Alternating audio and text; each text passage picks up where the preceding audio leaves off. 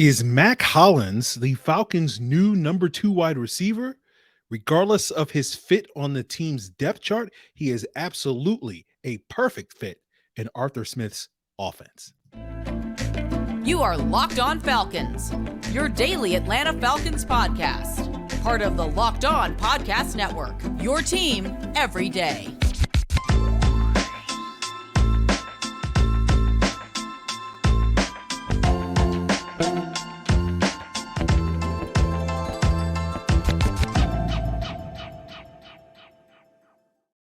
So, guys, you know me. I'm Aaron Freeman, a.k.a. Mr. Drew, a.k.a. Sirius Black, and the most humble host of this illustrious Locked On Falcons podcast, your daily Atlanta Falcons podcast, part of Locked On Sports Atlanta, your team every day. And we thank you guys for making Locked On Falcons your first listen each and every day. Of course, subscribe or follow for free on YouTube or wherever you listen to your podcast, and check us out on your Roku and Amazon Fire TV by downloading the Locked On Sports Atlanta app. So later in today's episode, we'll take a deep dive on why the Falcons didn't make a play for Lamar Jackson. We'll talk a little bit about how the struggles, the challenges of a fully guaranteed contract.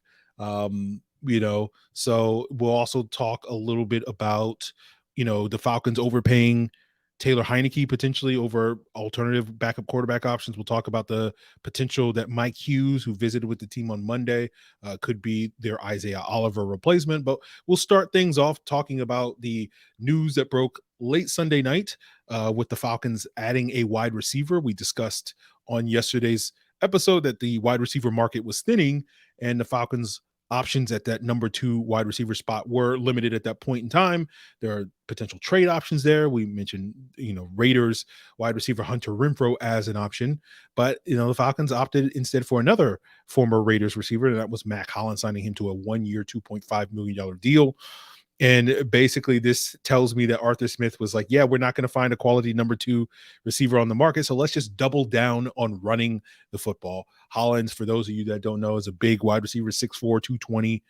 He was on my radar last year when I was doing sort of my free agent wish list heading into the 2022 offseason, where, my strategy is, being taking over for Terry Fontenot was I'll invest what little money the Falcons had in the offensive line, and we'll just basically go for cheap special teams players at wide receiver that are looking for an opportunity to prove themselves on offense. And Hollins was near the top of that list of potential wide receiver options. And the Raiders basically wound up doing that. They moved on from Bryan Edwards, and Hollins wound up serving as their number two receiver opposite Davante Adams last year. He caught 57 passes for 690 yards and 4 touchdowns.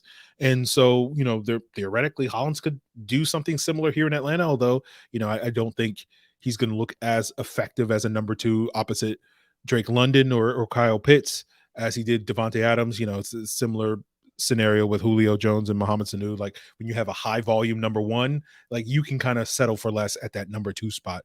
But given the Falcons' desire to potentially not play with too many wide receivers because they want to play with so many tight ends, presumably with adding Jonnu Smith and also having Parker Hesse on the roster, maybe you don't necessarily need a high volume number two wide receiver in order to make this offense work.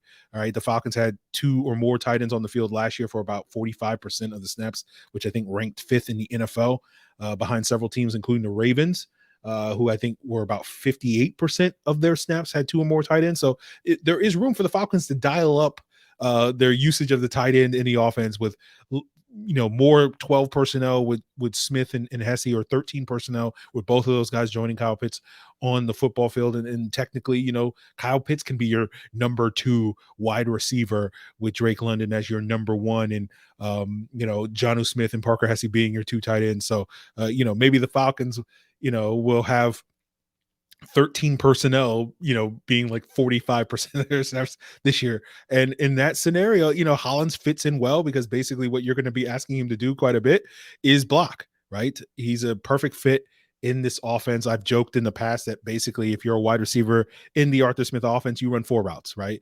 It's the dig, it's the slant, it's the fade and the out. And if you go through Hollins' tape in Oakland, or I'm sorry, with Las Vegas last year, I will continue to make that mistake. And you'll basically see the vast majority of his targets, the vast majority of his catches were one of those 4 routes: digs, slants, fades, and outs. Right, he's a big body that can win in contested catch situations. You can throw back shoulder fades to him. The Raiders like to throw him several fades in the red zone, and he was effective at times. He's not the fastest guy. He's not the quickest guy. He's not going to get a ton of separation, but because of that contested catch ability and that size, especially going over the middle, he can be a very big target for someone like Desmond Ridder over the middle or a quick outlet into the flat. Those are the types of things that he can do. And of course, probably his greatest strength is using that size to his advantage as a blocker, taking on safeties and corners and linebackers. And, from that perspective, I kind of love this move because it's just basically the Falcons, doubling down on, Arthur Smith running the football. Like, Arthur Smith tells us every single day, seemingly, that like he ain't about throwing that football. And this move is perfectly summarizing it. So it's basically like them redoing what they did last offseason, acquiring Bryan Edwards. And the mistake they made with Bryan Edwards was, with him having limited playing time, like they were trying to make him into a pass catcher, and it's like, screw that. Let's just get Bryan Edwards, but actually let him do the thing that he was actually wound up doing, far too often last year, which is block. And let's get a guy that can perform that role to a high level. And I think they got that in Mack Hollins. But I imagine their goal is to have Hollins as a number 3 option, and you look for your number 2 option to maybe potentially be more of that slot receiver. That's what Olamide Zaccheaus was in that role, and that's why I still hold out hope that maybe the Falcons could call up the Raiders again and be like, hey, you want to trade Hunter Renfrow to us? Because Hunter Renfrow would definitely be a much more effective number 2 in that slot role than OZ was last year. So I think that option is still out there for the Falcons if they are looking for a number 2 to get another potential X-Raider a phone call in that regard. So we'll see how that goes. But I don't think the Falcons are done at the wide receiver position. But they have some work to do there. They have some work to do at the cornerback position, and they may be on the verge of finding their Isaiah Oliver replacement with bringing in former Minnesota Viking, Kansas City Chief, and Detroit Lion Mike Hughes in for a free agent visit on Monday, and we'll break that down, what they sort of see Hughes's role with this team moving forward. But before we get there, guys, I want to tell you about FanDuel.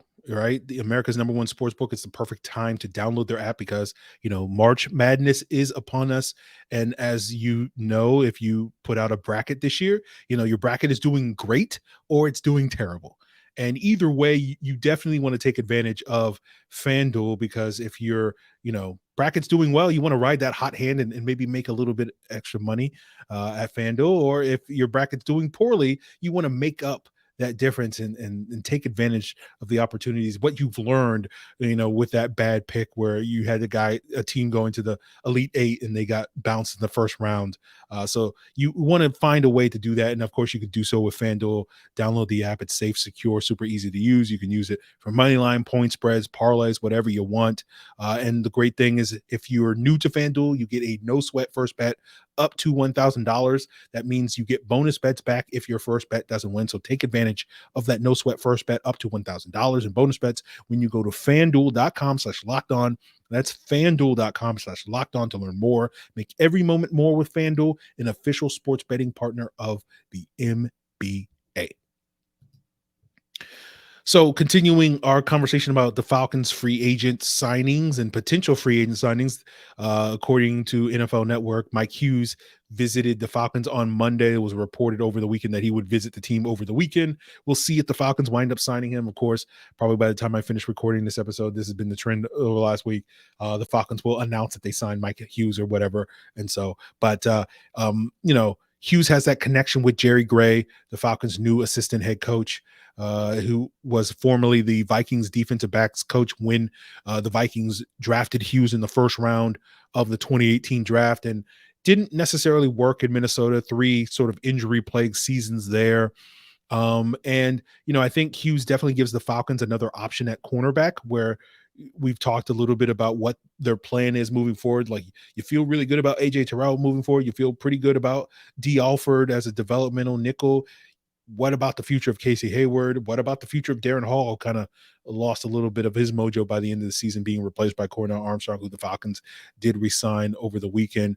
I think Hughes, what he brings is outside versatility. He's played both outside and inside corner, that slot nickel corner. His best year seemed to become as an outside corner in 2021 in Kansas City, at least based off of the PFF grades. When he's been a slot corner like he was last year with the Detroit Lions or in previous years with the Vikings, his PFF grades, at the very least, again, how much stock you want to put into it, were pretty underwhelming. And Hughes is interesting because I was a big fan of Mike Hughes in that 2018 draft class. He was my CB1. Yes, I actually rated him above Denzel Ward and Jair Alexander, and clearly those were that was the wrong opinion. And this is why I will continue to say that you could probably take most of my opinions with a grain of salt, but definitely my cornerback evaluations with a grain of salt, because I probably have the worst track record with that position evaluating those players in college. But in my defense, I didn't love Denzel Ward's ball skills to merit him being a top 10 pick. And I was concerned about Jair Alexander's durability. Those have been non-issues. So clearly I don't know what I'm talking about. I look at Hughes as a signing that if the goal is to have him upgrade Darren Hall as your CB4, as your fourth corner, that is going to be the top guy off the bench, because your top 3 corners are going to be starters. Your 2 outside guys, your slot corner are technically starters because they're going to be playing, your nickel guy is going to play 65-70% of the snaps. So that CB4 needs to kind of ideally would have inside outside versatility, and Darren Hall kind of filled those shoes the last couple of years. And I feel like Mike Hughes could potentially be an upgrade there, especially based off of how Darren Hall ended last year, as I mentioned earlier, kind of getting leapfrogged by Cornell Armstrong.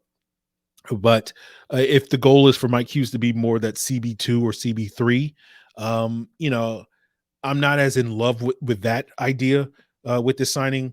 But it's not to say that he shouldn't get an opportunity to compete for that. Like, I just wouldn't go into camp expecting Hughes to be my top option. I'd much rather see him get the opportunity to compete for that. And if he comes out of camp winning, beating out D Alford or something like that, that would make sense to me. But that wouldn't be my plan A, is basically what I'm getting at. So we'll see what the Falcons do at that position. They obviously need to replace some of their depth because their cornerback depth did take another hit on Monday, not only with the loss of Isaiah Oliver, they did lose Mike Ford to the Browns. Now, Ford's primary contribution was special teams with the Falcons, and contrary to popular opinion, he wasn't particularly good on special teams, in my humble opinion. He was a gunner on the punt team. That was his primary role. And Mack Hollins has been primarily a gunner on punt team until last year. He still served as a gunner on the Raiders punt team. But you could imagine, okay, Hollins can step in for Mike Ford in that role. The question is, who's going to be the other gunner? That is where Kadero Hodge was, who actually was very good on special teams last year, but he is visiting Houston on Monday, according to various reports, and we'll see if they wind up signing him. You have internal options like Avery Williams, who has, not gotten too many opportunities as a gunner during the regular season, but when he has made plays there. So we'll see. It wouldn't shock me if we see the Falcons over the second wave of free agency start to bring in more special teams guys like we saw over the weekend with, linebacker Tay Davis to kind of fill some of these roles, these back end roles for the team over the next week or so. So we'll see how that fares. But we'll move off of the cornerback conversation and get to a listener question that was left over from yesterday's Monday mailbag. And this one is an email from Stephen B, who sent this email to lockedonfalcons@mail.com, which of course anybody can send in their questions to that or provide other types of feedback to that email address. But his question is, why would the Falcons invest significantly more into acquiring Taylor Heinicke than guys like Mariota, Minshew, and Cooper Rush are reportedly getting? Is Heinicke worth paying extra for? Did the Falcons overpay to get their guy? So I think you can definitely say the Falcons did overpay, but probably not to a huge degree, right? Heinicke signed a 2-year, $14 million contract. It really basically breaks down into a 1-year, $7 million contract. And then we'll see in year two, it's basically the same contract that we gave Mariota last year. You compare that to the contracts that Mariota signed this offseason with the Eagles. It was a 1-year, $5 million deal based off of the initial reports. Gardner Minshew signed a 1-year, $3.5 million deal with the Colts, and Cooper Rush, stayed with Dallas on a 2-year, $5 million deal. So the Falcons are paying Heinicke more, but I don't, a couple million more than Mariota and Minshew. I don't think it's a huge overpay, but I think the case for why the Falcons were willing to do that is because you feel like Heinicke's going to be a pretty good backup for you, and a better backup than these three options that you're specifically pointing out, Steven. He's not going to allegedly quit on a team like one of those guys did, allegedly. And I think you're probably also looking at him over a guy like Minshew, because I imagine Gardner Minshew wants to be a starter, right? And it's not to say that Taylor Heinicke doesn't aspire to being that, but going back to a conversation we had with David Harrison of Locked On Commanders last week about Taylor Heinicke, where Heinicke spent 5+ years bouncing around various NFL practice squads and the XFL and all that sort of stuff. So I think he's probably a little bit more appreciative of the job security here in Atlanta from someone who knows what it's like to bust their butt to even try to make an NFL roster.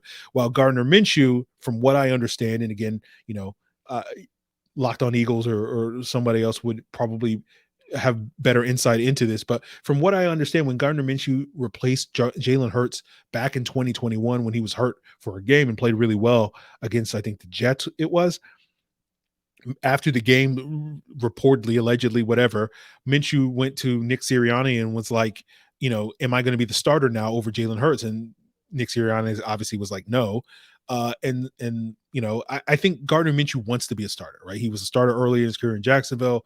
And I think he's the type of person that if the Falcons brought him in, even for cheaper, he's going to come in here and try to beat out Desmond Ridder. And that's not going to necessarily be something that Taylor Heinicke is going to be driven to do, right? He's going to go out there and be a great teammate and be a great mentor and advocate for Desmond Ridder. And while I certainly understand why probably a bunch of fans, that's music to a bunch of fans' ears, hearing that Gardner Minshew is really going to try to come out here and beat that, I don't think that's really something the Falcons are interested in. So I think the Falcons were a little bit more willing to pay for a backup that's going to help Desmond Ridder as opposed to hurt Desmond Ridder in his development. And then Cooper Rush is Cooper Rush. No offense to him. He's a perfectly solid backup, but do you really need me to come on here and tell you Taylor Heinicke is a better option than Cooper Rush in that regard? So to me, it makes sense that the Falcons overpaid for Taylor Heinicke.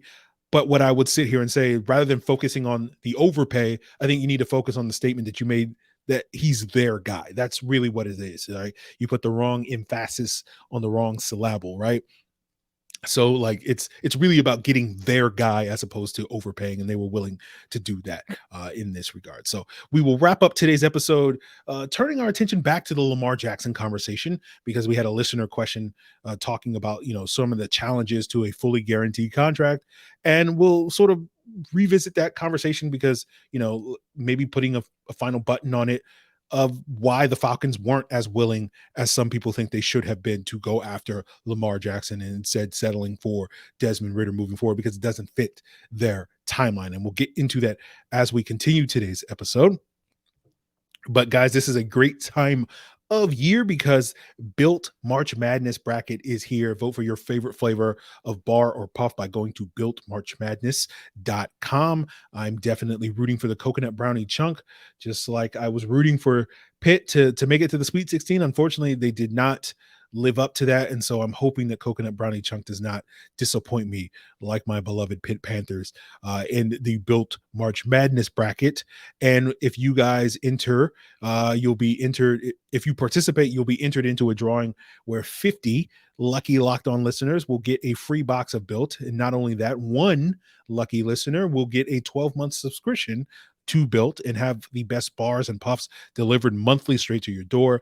And you got to try Built Bars, the best protein bar ever. So good that you won't believe that they're good for you. And what makes them so good is they're covered in 100% real chocolate. They're low in sugar, low in calories, but high in protein, a whopping 17 grams of protein. So run over to builtmarchmadness.com right now and vote for your favorite bar or puff and pick up a box while you're there. You can vote every day in March. So hop in and support your favorite flavor. So, the Falcons quarterback situation is an interesting one. I don't think I think the Falcons are out on adding quarterbacks. I think Heinicke was their final addition at that position this offseason. They have 3 quarterbacks on the roster in Desmond Ridder, Taylor Heinicke, and Logan Woodside. And to me, what's notable about that is since Arthur Smith and Terry Fontenot got here, and roughly they've been on the job for nearly 800 days, something like 790 something, I think, at this point in time, there has not been a single one of those 800 days, nearly 800 days, where they've carried more than 3 quarterbacks on their roster, right? And so when I see various people thinking that the Falcons are still in the mix to move up in round 1 to get one of these quarterbacks, or I've seen various people submit mock drafts to me at the various places where you can do so. You'll see people take a flyer on a developmental quarterback on day 3. I see Stetson Bennett's name quite a bit in that, and I don't see the Falcons doing it. I think they're content to stand pat at the quarterback position, but I want to make that clear, just because it is technically possible that the Falcons could go out there and add a 4th quarterback into the mix, or add another quarterback and then wind up cutting Logan Woodside. But I just want to say that I don't think it's very likely. I think the odds of that happening are very, very low. But let's go back and revisit the Lamar Jackson conversation, just because I got an email from Steven Adams, who sent in a breakdown of a 5-year fully guaranteed contract. I think he had it worth $235 million. I'm not going to read the email, but to answer sort of what Steven was asking me about, like what are some of the challenges of a fully guaranteed contract for me, at least the way I see it. It's a fully guaranteed contract, one presumably with Lamar Jackson, is pretty manageable in the first few years, right? What really happens with these big quarterback contracts, it's usually in the back half of the contract, usually like year 3, 4, 5 on these 5-year deals, where it starts to become a little bit big a problem. And so year 3 of a Lamar Jackson deal in this alternate reality where the Falcons did go after Lamar would be 2025. And that would be the offseason where they would need to start paying their 2021 draft class, guys like Richie Grant, Drew Dahlman. That would also probably be the offseason that they would decide to pay Kyle Pitts or not.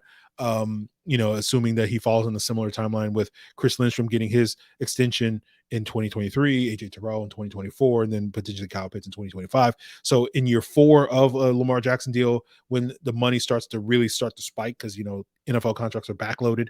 We've discussed this before on the podcast, where the cap hits go up each and every year.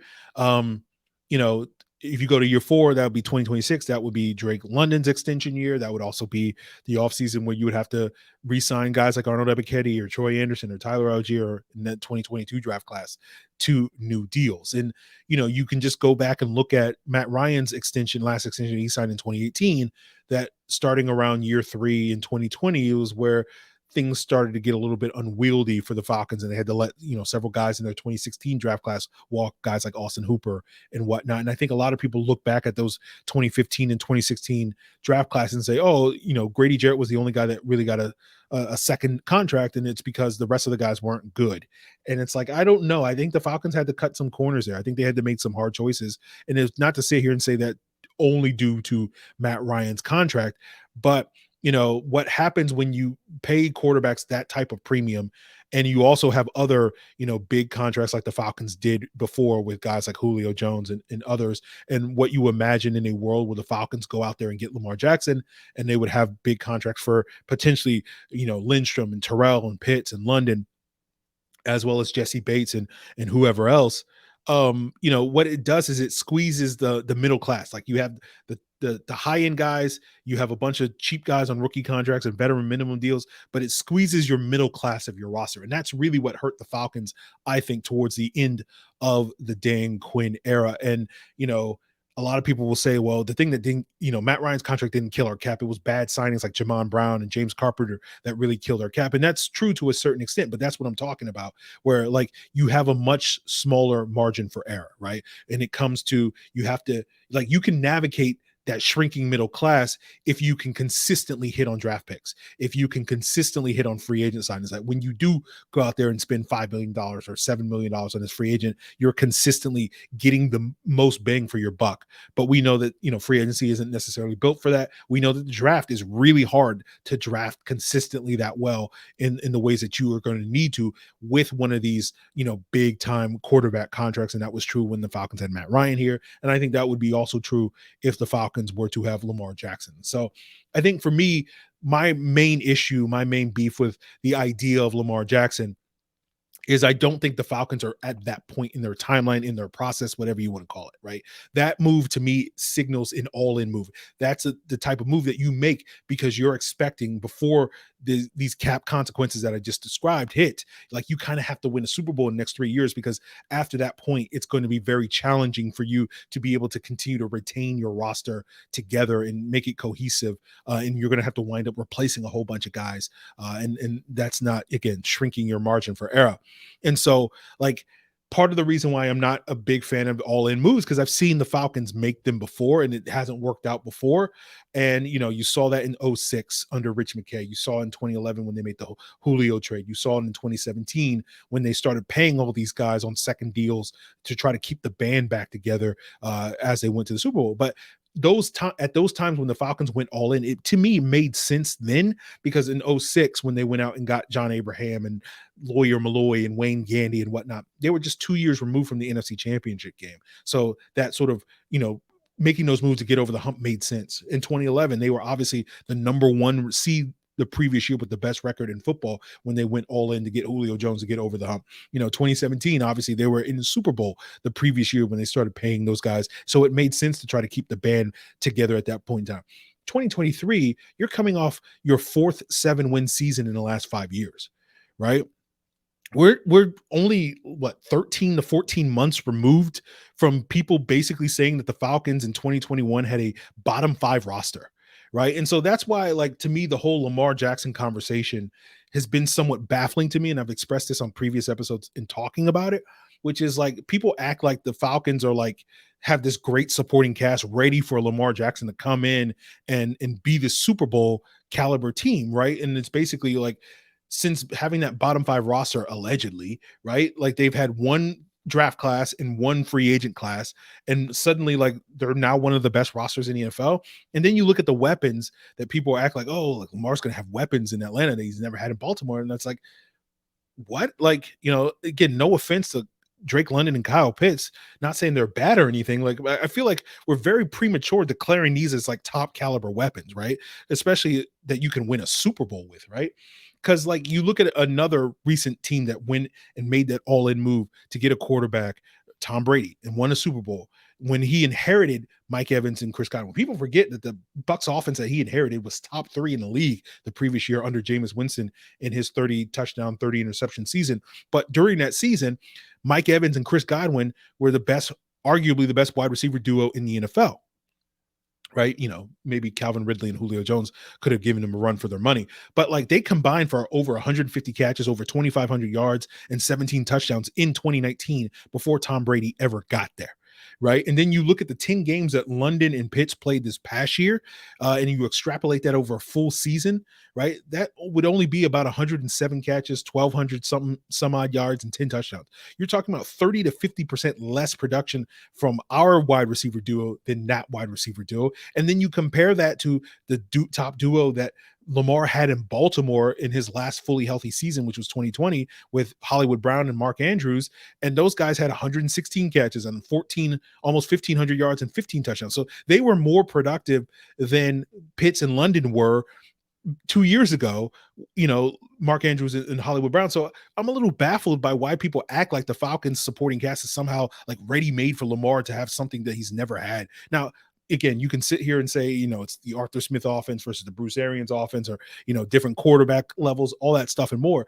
But like, it remains to be seen if Drake London and Kyle Pitts are like that sort of premier duo of weapons that Lamar has never had before. And so to me, ultimately, with the Lamar Jackson conversation, like I think you acquire Lamar because he's going to definitely make you a playoff team, but I think it's highly debatable whether or not he's going to make you a Super Bowl team. Like to me, you're basically, you know, for all the faults that everybody sits here and points out with the Ravens, like at least the Ravens have a good defense, right?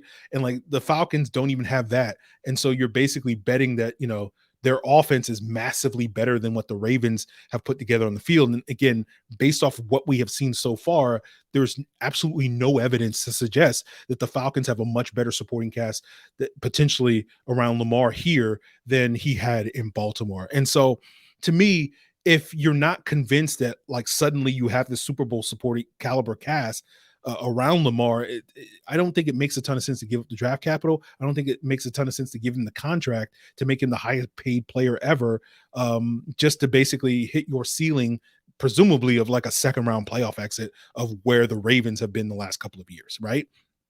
Now, obviously, your mileage may vary on that particular subject. I certainly understand why, 5 years of without a playoff berth, has made a lot of people more desperate to just get back there. And it's like, hey, second round playoff exit is music to my ears.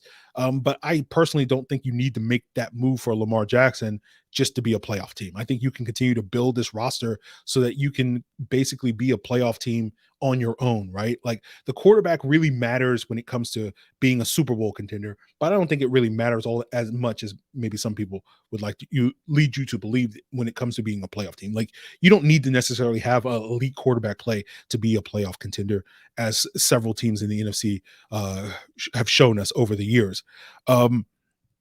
And so like, I just don't see the point of going all in on a quarterback like Lamar Jackson, as good as he is, but um, when you don't necessarily have built up that supporting cast yet. And I think that's why the Falcons aren't interested, as some people think they should be or want them to be, in, making that play for the quarterback right now. I think they're going to continue to build up the roster. And then further down the line, depending on what happens with Desmond Ridder and what else, may make that move for the quarterback once they built up that sort of team that can basically be a playoff caliber team on its own. Right. And, unlike a lot of people, I don't think necessarily that, the options available for them at that future date, whether that's next year or the year after or whenever, are going to be that limited. I don't think Lamar or the quarterbacks available in this year's draft are sort of unique, and it's like, this is your last chance. I think that stuff is overblown. There will be plenty of quarterback options in the future. Yeah. So, I think some of that is owed to the reality that I'm probably a little bit more patient than a lot of other people, and I can understand why people are impatient to wait to see the team build up that team. But it just doesn't make any sense to me to go all in on just to get to the second round of the playoffs, right? Build it until you get there all on your own, and then you can go on. And that's basically what the Chiefs did, right? Or to do what the Bills did, which which was to build it around their young quarterback, and hopefully that leads to you getting beyond the second round of the playoffs in the future. So I hope that better explains why the Falcons aren't all in, but I'm sure plenty of you will provide your feedback on why I'm wrong or why you think I'm right. So of course you can do so via Twitter or Facebook at Locked On Falcons, via email at lockedonfalcons@mail.com. And of course you can hit me up in the Discord, Locked On Falcons Discord, link in the description below, or leave a comment here on the Locked On Falcons YouTube channel. So we still got more to come later this week. I do want to do my breakdowns of Caden Ellis and David Onyemata after watching the film, as well as Jesse Bates, and get some insight on Jesse Bates from Locked On Bengals. And we'll probably have some guests later on in the week. So continue to make Locked On Falcons your first listen each and every day. And for your second listen, check out the Locked On NFL Scouting podcast with the draft dudes. From free agency to the draft, salary cap management, and more. Kyle Krabs and Joe Marino are giving you the lowdown and taking you through what it takes to build a successful NFL franchise every single day. So find Locked On NFL Scouting with the draft dudes wherever you get your podcast, and on YouTube, part of Locked On Podcast Network, guys. Your team every